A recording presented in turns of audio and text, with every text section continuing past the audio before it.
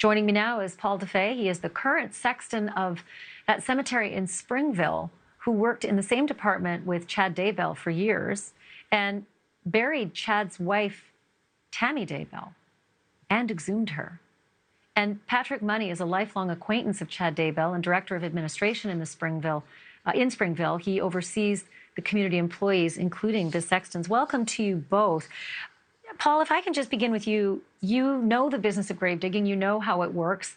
When you heard the details of JJ's grave, did it tell you that anyone tried to bury a dead body, or someone with knowledge of how to bury a dead body buried that child? Well, as far as the profession goes, we do concrete vaults to put the casket in, and I can only assume, as I think of it, as he was trying to make a homemade vault for the body so it wouldn't come up and expose itself after time. Do you mean expose itself because as a body decomposes, theoretically it becomes smaller and the earth above it might actually sink in if there weren't those stones and panels of wood, right? Yes, for the settling of the dirt around the area. Can I also ask you, Paul, about just the involvement that you've had? You buried Tammy Daybell and then you exhumed Tammy Daybell. I can only imagine that would have had to be, just an extraordinarily emotional experience. Yes, as we do burials and disinterments, we make sure that we show the respect for the deceased and for the family. As we were doing the burial of Tammy, Chad was there and his family, his children, and I was able to talk to Chad, and he was the exact same person that I knew him as I was working with him, a very nice, kind individual, wanting to know how things were going in the city, how things were going with our department. No telltale signs that he might have had anything to do with this? No, not at all. It's astounding. Not at all. Patrick, you knew Chad for the longest time, long acquaintance of Chad's. Who was the Chad that you knew back in the day?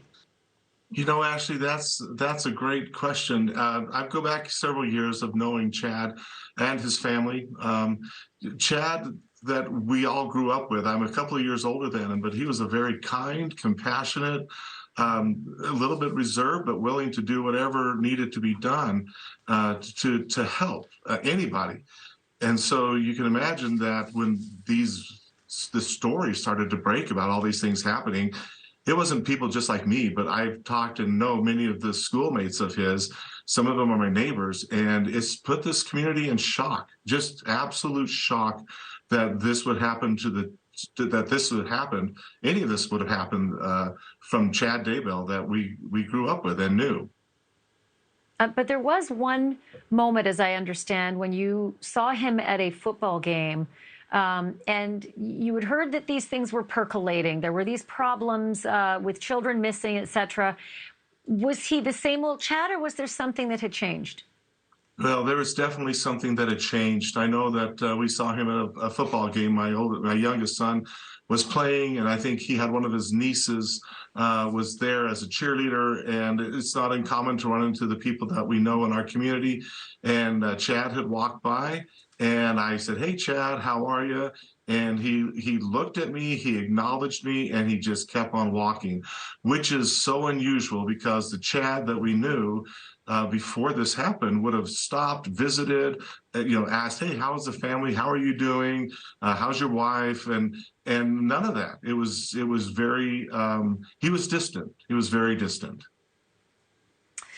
I can only lend my sympathy to both of you, having been connected in any way to such a horror that is unfolding in the courtroom today. Paul Defa and Patrick Monney, thank you for being with us tonight and for explaining some of this backstory. Thank you, Ashley. Thank you. Thank you for watching. Go to newsnationnow.com to find NewsNation on your television provider. And don't forget to click the red subscribe button below to get more of NewsNation's fact-driven, unbiased coverage.